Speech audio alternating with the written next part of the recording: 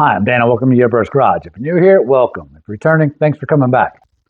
Today's video comes from a question that I got from a viewer. Actually got it from a couple different viewers and saying, Dan, I bought a gravity fed airbrush. It's kind of cumbersome, changing colors. I'm having some problems. What's your technique? How do you do it? So again, I'm going to be showing you how I change colors in my gravity fed airbrush today. This is just how I do it. I'm sure the way other people do it out there that have been doing it for a long time have their version of how to do it, but this is just how I do it and what works for me. So if that's something you're interested in, stick around, consider subscribing, hit that bell so you get future notifications. A couple comments, good or bad, really helps out with the YouTube algorithm, helps this channel grow. A thumbs up will be great. And don't forget to check out all those Amazon affiliate links down below for the products I use in this video and all my other videos. With that, let's get started. All right, so before I get started here, a couple of things that you're going to want to have on hand. First thing is paper towels or a paper towel. A little paintbrush. Again, not an expensive paintbrush, just your little hobby paintbrush.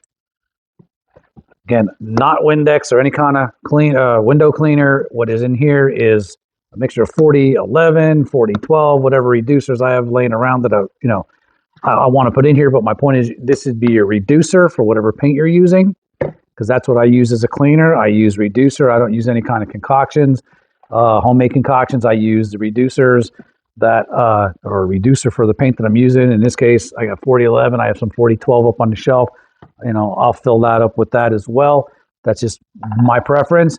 The other thing that you're not seeing now, and I'll lift this up, is this is what I use for a spray out. It's basically my garbage can that, a lot of my paper towels and everything, or all my paper towels wind up going in here as well. And that's what I use for a spray out. Now, if you're a little bit more health conscious or sensitive to things like that, by all means, make sure you're using your spray out pot for something like that. But you'll see me spraying down as we're doing this. And I'm not just spraying into the floor, I'm spraying into my little waste basket here with paper towels. The other thing you're going to want to have is I have my little paper towel here where, as you can see, it's all full of paint because I use it as my spray out. So, after I'm done spraying out in here, when I want to test my color, I don't want to test it on my substrate. So I come over to my paper towel over here, my spray out cloth or whatever you have, to test your color. Now I'm going to put a fresh one up here before we go any further, just so you guys can see. All right, so they're the tools or items that I always have laying within arm's reach when I'm airbrushing, because I'm using these constantly when I'm doing color changes. So what I found with gravity feed airbrushes is if you have two airbrushes, it makes it a little bit more simple because you can use the light colors in one airbrush, the dark colors in another airbrush, and then the color changes aren't so drastic and they're a little bit smoother. But for today's video, we're going to assume that you have one airbrush. And believe me, I was with one airbrush probably for, 10 or 15 years. I lose track. So I didn't always have the luxury of having two different airbrushes. So today's video is going to be assuming that you have one airbrush, and I'm going to show you how I do my color changes. But you do have to keep in mind, again, the dark colors or light colors. If you're going from, black to white, that's going to be a little bit more difficult and require a little bit more cleaning than going from white to black. So again, dark to light or light to dark. Again, if you're putting dark over light, it's not as hard as putting light over dark. Just keep that in mind. But, there's sometimes I have black in the gun and I say, oh man, I need to go to white. Well, it is what it is. It's just going to take a little bit more effort to get that clean. So with that, let me show you what I do. So I got my Iwata clips here and I have a little bit of illustration black in here. And I'm just going to do a spray out because it didn't flow through the brush yet. So I'm going to come over here to my paper towel. Make sure the brush is spraying right and good. So it is. So now I have black in the gun, okay? So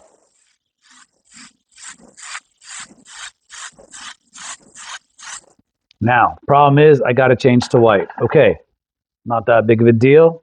I come in here with my reducer. I turn the brush over. Give it, one or two shots.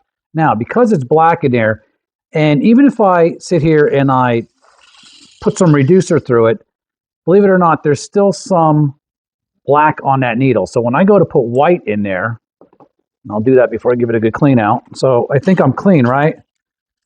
Put reducer through it, should be good to go. I put a little bit of white in there.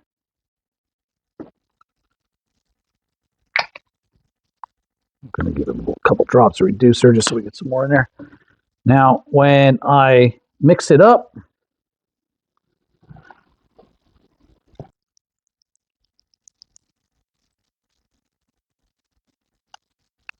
give it a little bit of a backwash, and my solution turns gray. It's going to be hard to see that on camera, but trust me, it turned gray. Okay, so that's no good. I want white. I don't want gray. So I'm just going to I'm going to give it a few shots again. Here's where I take my paintbrush and I get it down there on that needle. While I'm doing the spray out and I'm moving that needle back and forth, I use my brush to loosen it up off that needle the best I can. I also want to make sure there's no black left in my cup here. So I take my paper towel real quick. And again, if I'm going from white to black, I don't necessarily have to do this. But if I'm going from black to white, and trust me, this doesn't take all that long. This seems a little bit longer because I'm doing it as a demonstration purpose. So once I do that, throw a little white in the gun, do a little spray out, make sure I'm going good.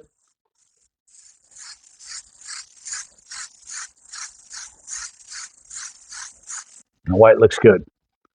Okay, so same thing with anything or any other color. So now I have white in the gun, all right? If I want to go back to black, it's really easy. I just, a little bit of shot in there, almost don't even have to. If I just put straight black in, I'm good, right? A little wipe real quick. I want to go back to black. Black's way stronger than white.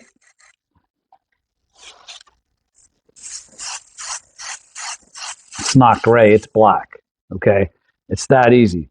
All right, so let's go from a color like, black to red. Now, I know a lot of guys out there that I've seen before are like, you don't even have to do that. You could just take and, spray the color through it and you'll be fine.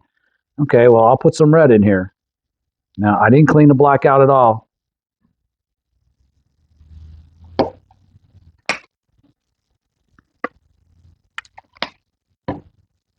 I'm going to mix this up.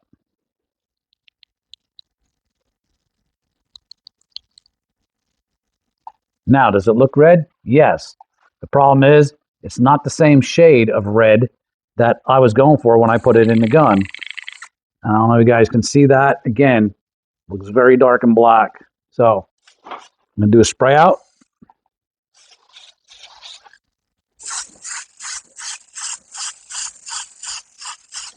And you can see how dark that red is right there. I'm going to dump this quick. I'm going to give it a decent clean. My brush.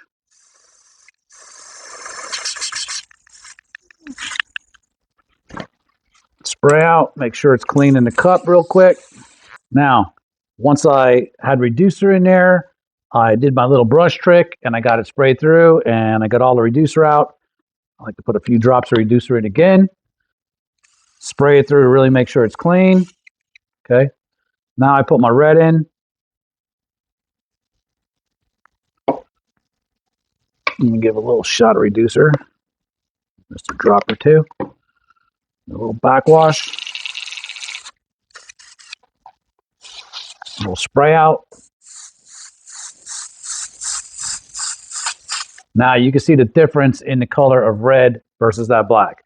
So I don't like to just put color over top of color. I like to flush it out, especially when I'm going from a dark color to a lighter color. So that's basically all you really got to know or remember. Because again, think of it this way too. If you had white in here, you're thinking, well, okay, a red is stronger than white. Well, it is, but the problem is if you have white in there, it's going to change your red to pink. Okay, you're not going to get that true color. So again, best way and the quickest way when I'm airbrushing, 2-3 shots of reducer, spray it out, wipe it out, make sure it's all done and out. Once it is, a couple drops of reducer, or in this case, that's just my bad habit. I'll do it this way. A couple drops of reducer in here, so same thing.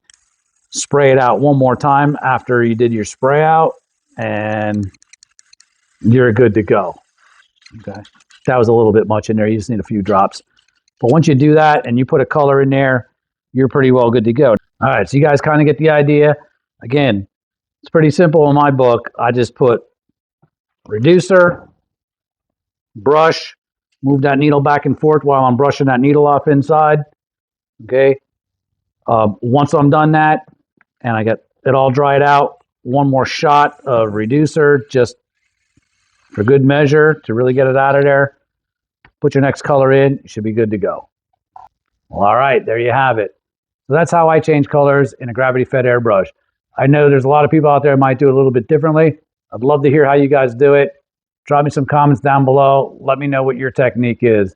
So I hope you got something from this video. If you did, you guys know the drill. Consider subscribing, hit those links. It all really helps. We're almost at 16,000 subscribers as of this video, and it's all because of you guys, and I really appreciate it. So thank you. And with that, as always, we'll see you in the next video.